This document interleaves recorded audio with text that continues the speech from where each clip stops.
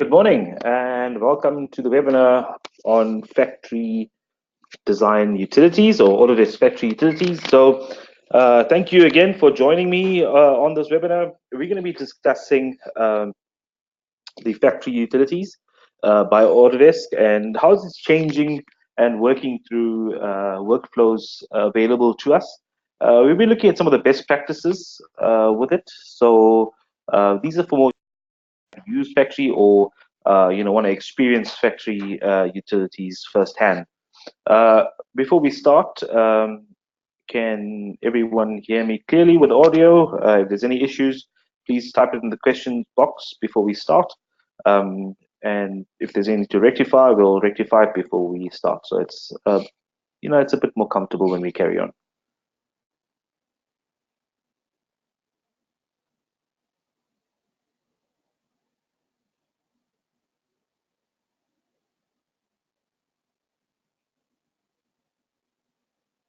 Okay, there's no questions. Or everyone can hear me fine. Okay, that's fine. All right, so I'm going to start. Let's have a look at the agenda very quickly. So very quickly, we'll just touch on a summary on what the factory utilities do and how they work. We'll get into the factory utilities itself. We'll look at some iLogic form integration. So often you find that you could create factory utilities without having any iLogic driven utilities. However, there are some utilities that you can use with iLogic, and it's a really, really cool way to actually work with the utilities that way. Multi-connector for assets, so having an asset doing the same, one asset doing the multiple things with multi-connectors. We look at local chain assets in AutoCAD, so how you get that chained up. We look at copy and manage assets folders with Vault.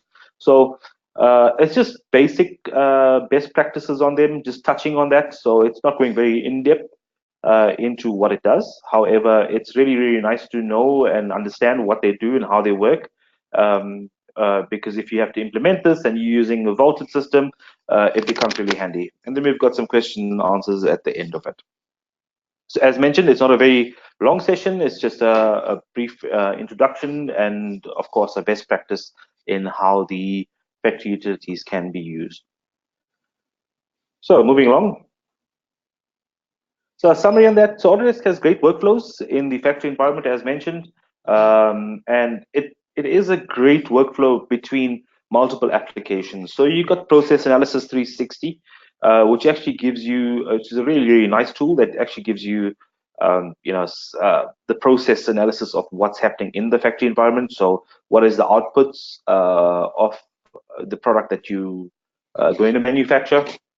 Also, what is the time that it takes to actually manufacture or produce something? Also, if you have to move one of the tools inside, how would that affect the efficiencies of the factory? So it's a really, really great tool. And then, of course, where a lot of the design happens, a lot of the design, 2D design will happen in AutoCAD.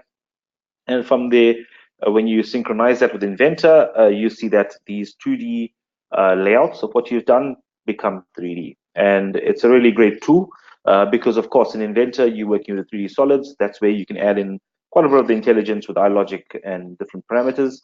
And then you take it into Navisworks for good visualizations. Okay. So in this webinar, as discussed, we're going to be looking at some of the best practices when working with the factory utilities in the factory environment. And it really highlights certain areas that we should consider when doing or when implementing or working with factory. So very quickly, factory utilities or the factory design utilities is available inside of the product design and manufacturing collection. With that, you get the tools that you could that's highlighted on the screen. These are the tools that you're going to work with when using factory. So firstly, there's Inventor Professional. That's there. You could create your assets in Inventor, add parameters that add any intelligence, design automation, iLogic to that, and then you publish that out as a factory asset. Once that's published out, it becomes a 2D outline of it, and that's being used in things like AutoCAD Architecture, AutoCAD Mechanical being used there. And then with the factory utilities, it allows you to actually synchronize that process through the different applications, creating that workflow. Finally, you look at things like Navisworks, and which is a really great application for clash detections, visualizations, and also, people have taken it a step further and taken it into virtual reality environments, where you put on a VR headset and you're able to actually look at the factory in virtual reality. And then, of course, there's not forgetting the process analysis 360, which allows us to actually monitor and look at the process of how what our factory is actually pushing out. If we move on, so the first step of this is to actually go in and have a look at our project file and our templates, as to say. So we look at AutoCAD. In AutoCAD, you have to define the project file that you're going to work with, and you could go in from there. And Inventor, you create the project file that is. So it's in the same path, okay? So there's the synchronization between them is correct. And it allows us for easier transfer between the two. Okay, so that's one tip to note there. Okay, so AutoCAD and Inventor must consume the same project file. Okay, as you can see on screen, where it's actually pointing to from AutoCAD as well as from Inventor. Following that, if you're going into Navisworks, you gotta go into your Navisworks options, and again, make sure that the project file is active in there. And if you go into Navisworks, the file readers, you pick Inventor and you make sure it's reading the active project. This is good practice in a sense that when you're synchronizing from AutoCAD to Inventor, or from Inventor to Navisworks directly from the application, it's not labor, it's not cumbersome, it's quite quick. The workflow is quite streamlined, and it allows quick and easy movement across. If you're looking at the data structure itself, so for the guys that have not seen the factory utilities before, on the right, you'll find that you've got an asset library. So these assets are basically what you're going to place in. Now, these asset libraries here are really nice. You create your own as a custom asset library. Alternatively, you've got the existing libraries that come with the application. So it's got quite a bit of libraries inside of it. It's got some basic libraries that are just basic shapes, human shapes, for people, to simulate people. But you've also got building utilities. So you've got fencing, you've got a bit of gating structures as well in there. You've got conveyors. So you've got multiple various types of conveyors. There's machines like CNC machines, actuators, lifters. There's material handling, where you'll find forklifts and all of that. And you've also got robots as well, and storage. Now, these assets are really handy because you don't have to go and create them. They've been created for you for 2D and 3D working. But if you look at the vault structure behind this, in your designs folder from Inventor, when you're configuring a vault for the factory environment, you've got the asset libraries that would need to be selected in it. So you've got the factory asset library. That's in that when you make the project file active, you find it comes in there. But if you're setting it up for vault in your designs, you'll have to have that mapped across. Okay, that's looking at that. The factory assets. So in this here, all instances are in this folder, and the system creates this folder automatically. All right, as mentioned there, and it's the same for all language packs. So there's no sort of differentiation of the language packs in that. It takes it in quite easily. If we move along, the suppressed Inventor libraries in the asset browser. So standard libraries for things like purchase parts or standard parts are in the asset browser are available. Okay. You have to go in some editing here that needs to happen if you want to change or suppress these libraries. It will be in your registry keys, where you'd have to actually go in and change that so it references it back in. So this is what the data source or the data source type looks like. It could be local system assets or local user assets, depending on what type of assets that's been there. You've also got to consider the IPJ file, so the library, the project file that's linked to that, as well as are you using cloud assets, or if you're using it off a vault instead. So if you got to go in there and if you want to go in and actually set up the library paths or see where the library paths are going, or you need to suppress any library paths, that's where you would actually go and do it. So going back to the templates, so with AutoCAD Architecture, you would have to define a template for that. And on the left-hand side, you can see a bit of the options on AutoCAD Architecture. And what that does is allows us to actually define a template for the factory environment. So generally, we would go in and define a template from starting a new drawing. And then we use each layout as the same template. So often you find that people who's working with similar type of environments create the template with the defined model inside of it, and they work off that. All right. In here, you can define your layers, your scales, your cut planes, your grids, and that all highlights in general management of AutoCAD. So you'll find that in the toolbar at the bottom, where you could actually go in and define all of these parameters and functions that you would need in your template. Defining Inventor templates is slightly different. In here, it's either a new layout for asset creation that you'll have to define, and it's under the factory option. So on the toolbar, you'll find, on the tabs on the top, you'll find that when you install the factory assets, it installs with a factory tab that shows up on the top. And on the ribbon, you've got the factory options dialog box that you can select. Once you select that, that is where you would go in and pick up your template. So in here, the location for the templates can be modified or defined. You can define the path for the asset template itself, as well as the default assembly asset template as well, and the layout template, which is great because sizing of the grid could be different. Sizing of the template itself could be different. So this is where you'd actually go in and customize and do your additions to it. Now, the most important template is the default DWG template, as mentioned there. And following that, the tip here is to use the same template as you'd use for AutoCAD for a new layout. So that generally works best if you do it that way.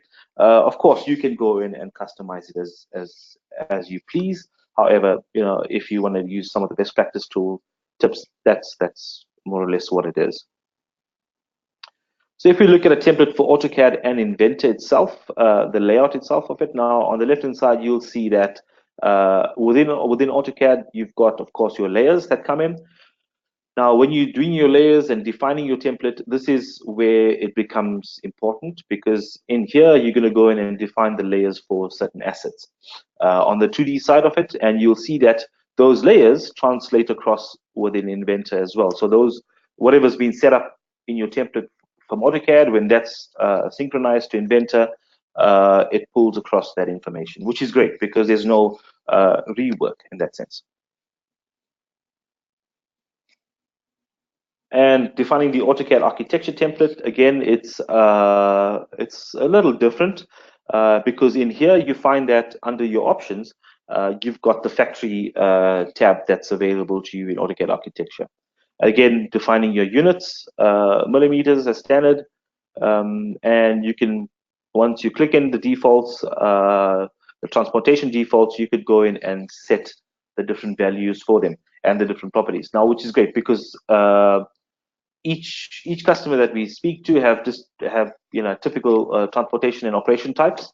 Okay, so you've got to define the most types for all categories. So the most used type for it, define it. So if it's going to be human interaction, general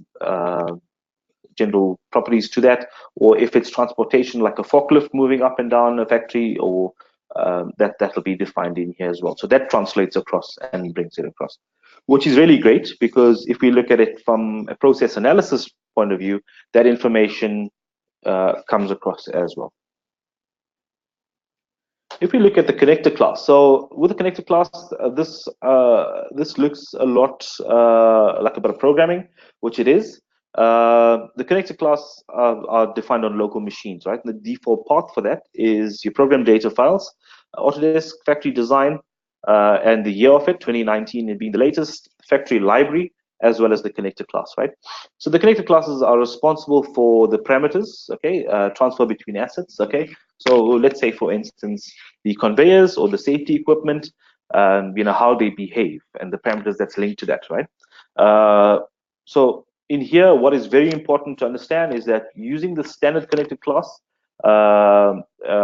as much as possible is really great.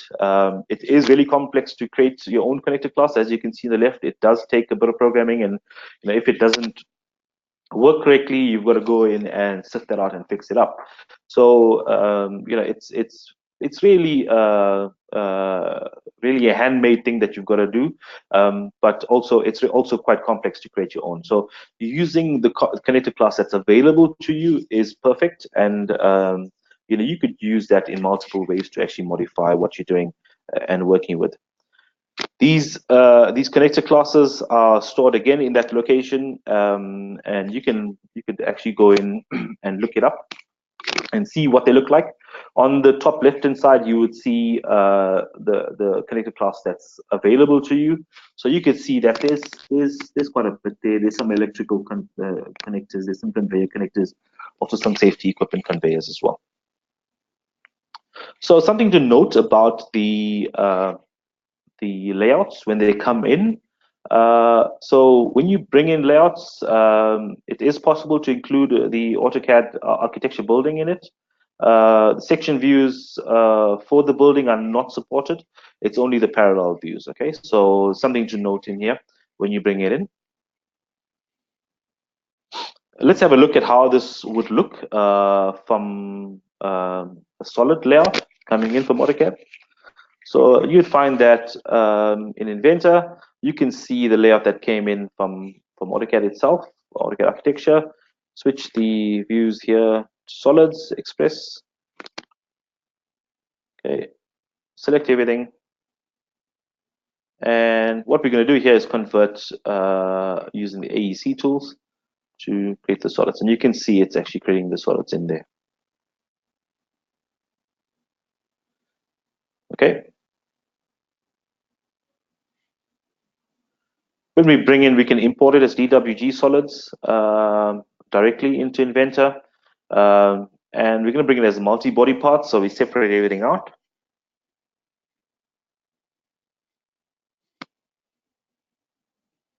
Just wait for this to open, and here we go. It comes in inside of Inventor in the factory environment itself. Now, when it comes in here, it wants to define the landing surfaces. If that's fine, you can just finish that asset, and you'll see that you can save this out.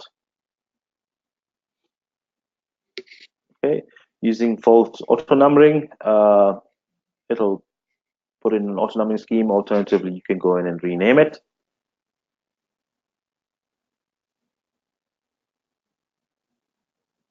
And once you hit save,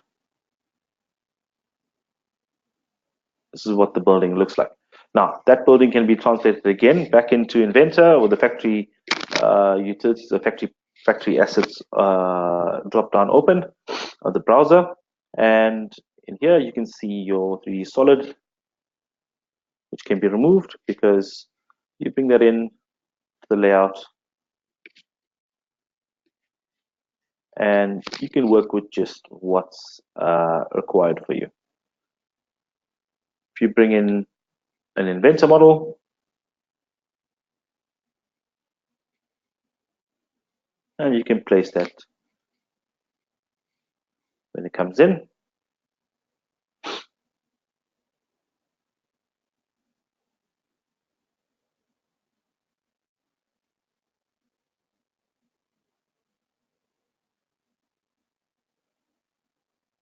And of course, take it into the documentation environment. You can see that it shows up the section in there. So, it's not supported directly from AutoCAD Architecture coming in with the section, but if you bring it into Inventor, you can get the same effect with a bit of tweaks like what we've done now.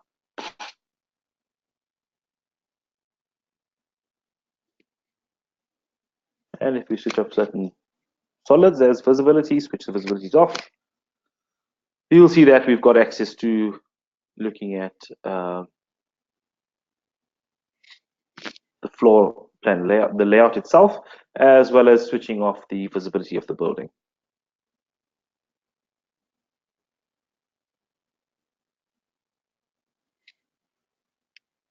Okay. So Inventor drawing layouts is AutoCAD solids, as you've seen in there. The building is handled like a standard solid. So when we sectioned it, you saw the section lines coming in. In here, all kind of views are supported. A solid building is not associative, so any changes that happen does not translate across, which is the only thing to note. And of course, there's no layer support that comes in. Okay. After changing the building, it's again not necessarily created a new solid. So it's not associative across in there. So it's something to note. Navisworks, if you've got to take that building into Navisworks for your visualization, you'll see that there's some configurations that need to happen in here. So the ADT standard configuration inside of Navisworks, when you go into it, the object handler, right? That will have to be unchecked, okay? And then you use the option to use the global cut plane from the building itself, and you can actually see how that works when it's removed or when the cut plane is on. Inside, back into it, so uncheck convert room geometry. That's the first thing you do inside the options of Navisworks, as well as if it's coming from Revit. So if it's a Revit, have a room book functionality, the room geometry is, you can check it out for clash detections as well in here. So it's obstructive, and you can see if there's any clash detections going on using Navisworks. If we go into the options again, and we still keep with the Navisworks options, you find that if you attach an Inventor layout in the building form from AutoCAD Architecture, the architecture file is missing in there. So there's options to check in here. Keep load associated file when you're appending the factory layout file inside of it. Make sure that's checked so it shows up.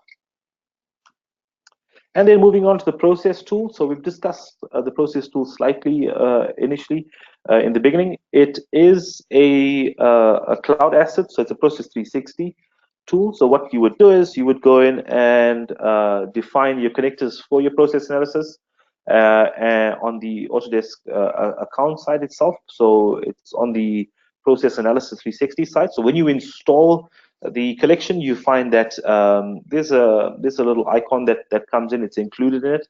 So you log into your Autodesk account, and you'll find the process analysis tool there. Once you click on it, it opens up the web page where you could go in and define connectors, which is really nice because, as you can see on the right, a snapshot of it, or what it looks like. On the left-hand side, it's got all of your assets that's there. So your cloud assets, your user assets that's there, and you drag that onto the screen to create the layout. Now, it could start from simple process, where it's going to start, where it's going to come into, and what the objective is, and where does it go to, and how does it flow. Once you simulate this process, you find that you can see what is the product in efficiencies going on. If you move certain assets out, or you move it into different positioning, you'll find that there's a change in the production time itself. Okay, so moving along to the iLogic form integration. So yeah, it gets really interesting and really cool when it comes to Inventor creating assets with iLogic and using iLogic inside of Inventor for this. So in here, the factory utilities 2019 allow you to integrate the iLogic form into the factory properties of a layout, which is really nice. And the form needs to be the same name as the factory design properties. Okay, let's have a look and see what this looks like. So again, back into Inventor, we drop in an asset into the layout.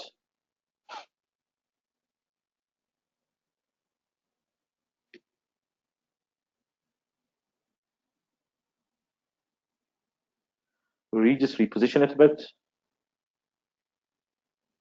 If you look at the factory properties, you can see all of the properties that come with it when it was published.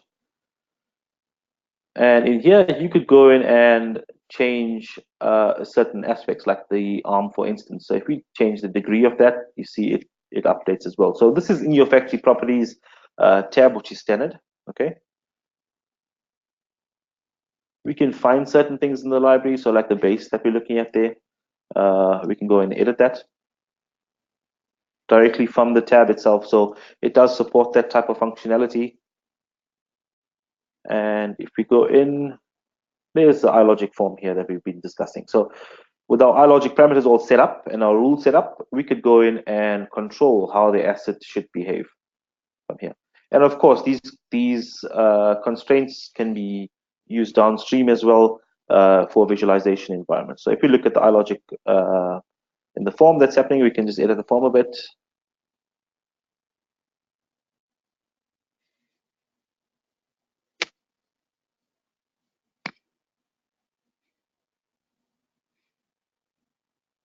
And if we go back into it, you can see the properties update there. Save that.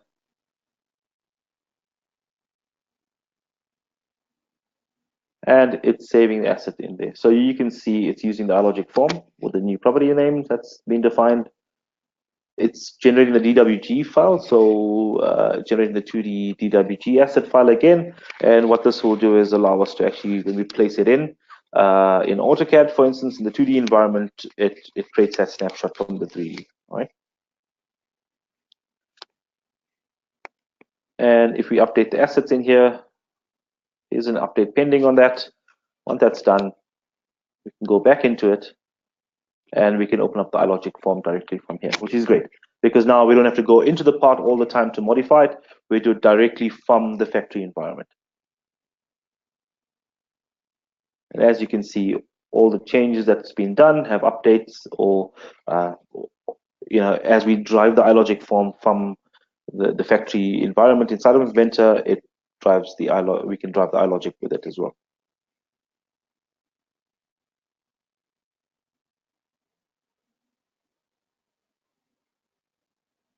Okay, if we look at the properties of that,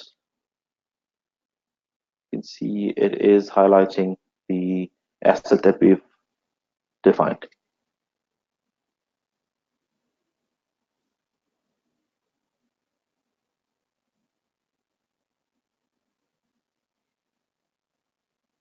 If we go back to properties, you can see that updates as well, which makes it really nice because driving iLogic directly from a form inside of the factory environment makes it really nice for positioning our asset and how it needs to behave as well. So multi-connectors for assets. So with 2019 again, you're able to handle connectors on the same position with different functionalities. Now connectors are really nice. We had a slight discussion about it earlier on. Let's have a look and see what it would do. All right. So if we add in the fence, we modify it a bit. So we edit it. Now the connectors that you can see there are the blue dots that's on the screen on it, right? So if we go and edit the connectors again, we go in again using iLogic. So as you can see, iLogic becomes quite a valuable asset when we're using factory utilities, and we can manipulate and modify it in certain ways. As you can see, we added in a couple of connectors, a couple of mounting connectors in it, mounting points. So it's got no mounting points on it. You can choose that as well. And if there's a grid connected to it, we could choose the angle of where it's going to move to. Okay, this is just driving it directly from iLogic itself.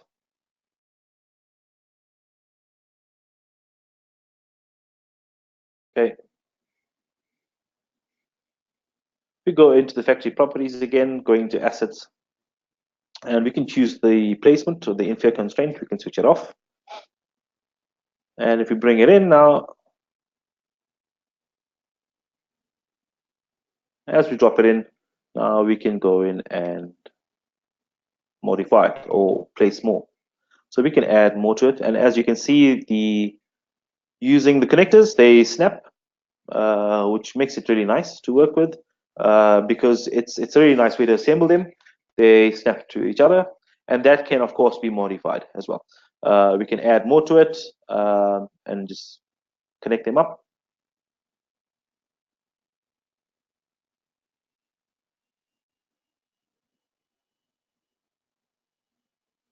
So it makes connecting components very easy, very nice to do. There's no constraining and stuff like that. Using the connectors, it just helps.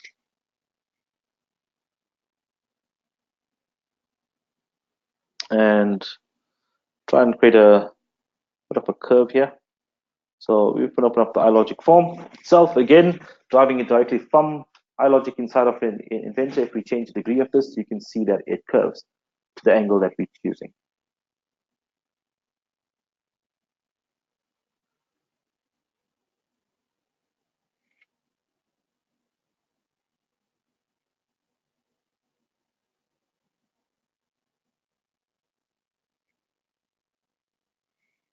So it does need to update because it's updating a number of parts, but you can see the objective of this is you can modify geometry using iLogic with the factory environment, and we can place more in and just reconnect them.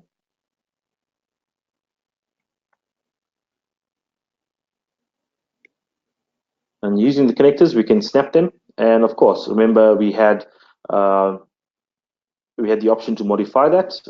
We could go back into our iLogic form and modify this again. Go back into iLogic.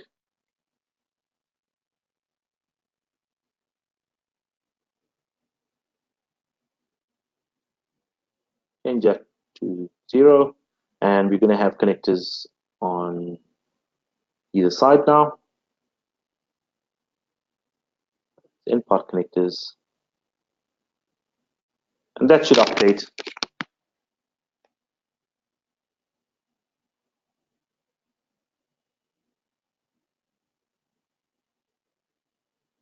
Full connectors. Okay, that. And when we hit done, you see that they all connect to where we need them to. So it's a really, really great tool to use when it comes to assembling and using iLogic inside of Inventor in different environments. Because what this does, it allows us to actually connect our parts much quicker. So we're not using the constraint methods; we're using the connectors to connect everything up. But because they've got intelligence built into it, we can manipulate the geometry as we please. So looking at the chaining of assets from AutoCAD, right? With the factory design utilities, again, it's possible to create chain assets locally. It's easy to copy and edit them, and no special handling involved that's required, okay? So we'll see what this means and what this looks like.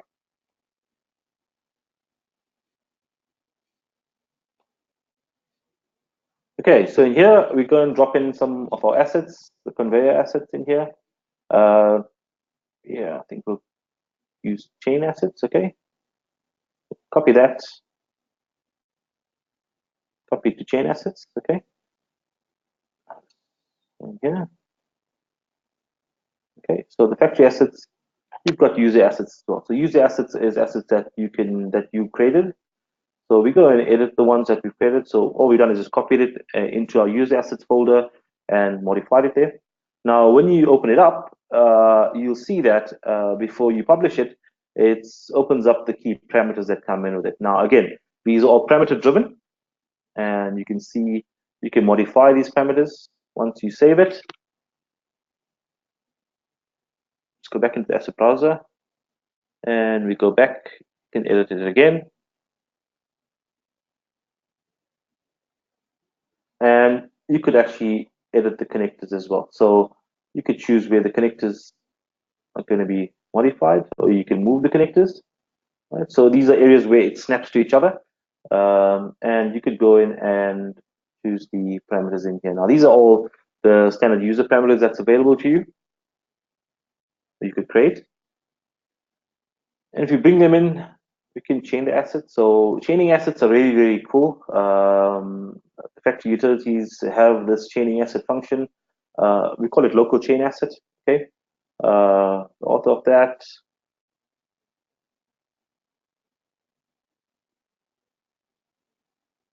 And you can put in the keywords that needs to be there. So you select your asset from here. Again, back into our user asset, our chain asset tab that we've selected. We pick our assets that we've modified and looked at the chaining of the connections, and start in type and the parameters that we pick into it. Drop in the width parameters, the maximum value. So you're giving it basically a default value and a maximum value that you can work off. For your parameters that you set up, the width, height, and length. Okay, there's a default value in here, and again, maximum value. This becomes really, really cool when you're doing it.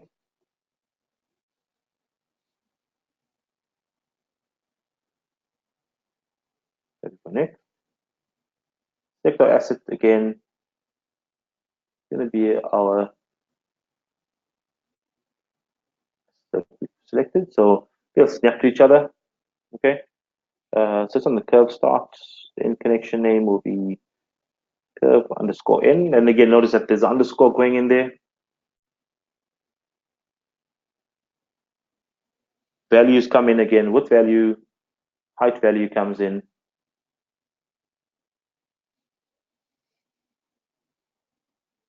And an angle. And here, the angle is required. And of course, a radius.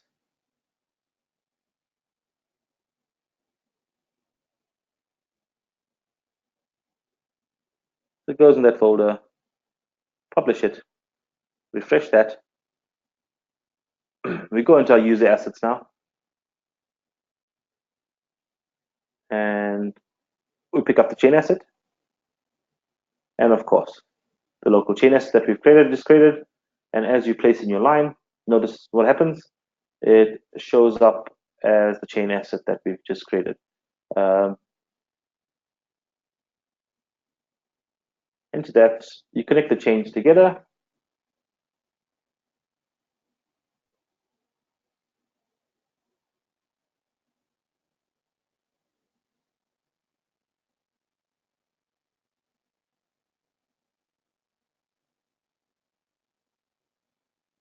And if you look at it, you can see it's a chain asset that we've defined. They're all connected in, including the bins.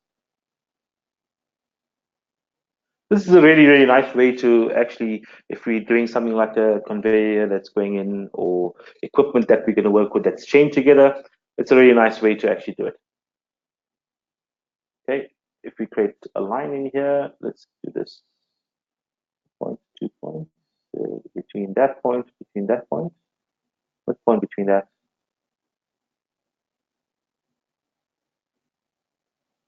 We can create from a line itself, chain it, polyline, and here we go. If we connect, synchronize this with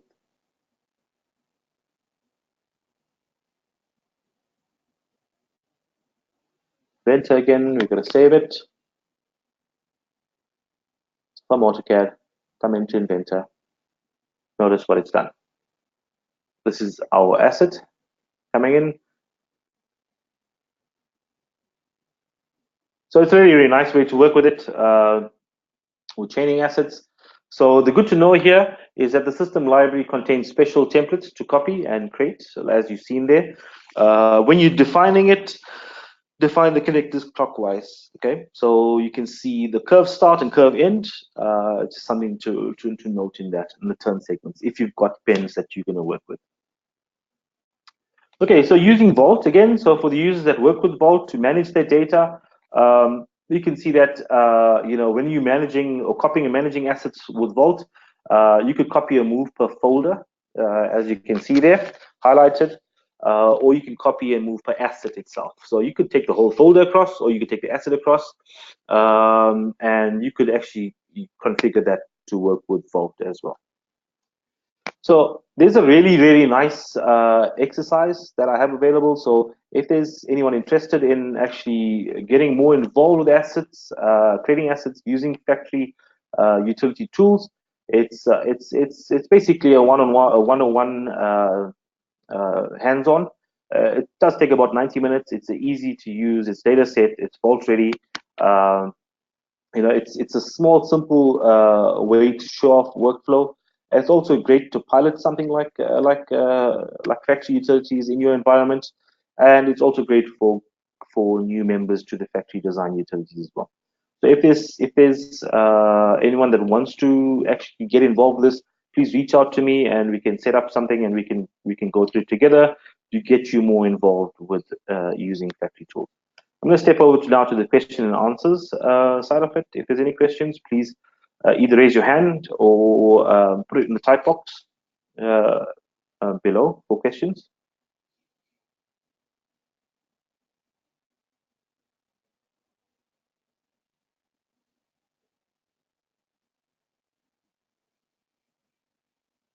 I'm going to allow a couple of minutes for this. So if there's no questions now that come up, you could always email me. My email address is on the screen up there. So it's daniel@bakerbaines.com, or you could give me a ring on the office at 011 568, sorry, 2060. That's incorrect, that number.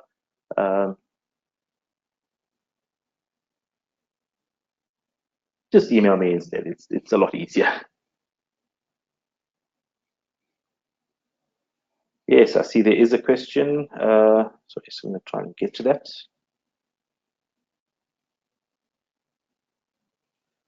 Thank you, Hendrik. There's no questions. So if there's no questions from anyone else, right now I'd like to end the presentation. Thank you once again for joining me on this factories webinar. There's going to be a couple of more webinars based on factory coming up in the following months. So I hope to see you guys there. But again, if you want to get in touch with regards to getting the hands-on class going, please feel free to email me. And I'll be sure to set something up.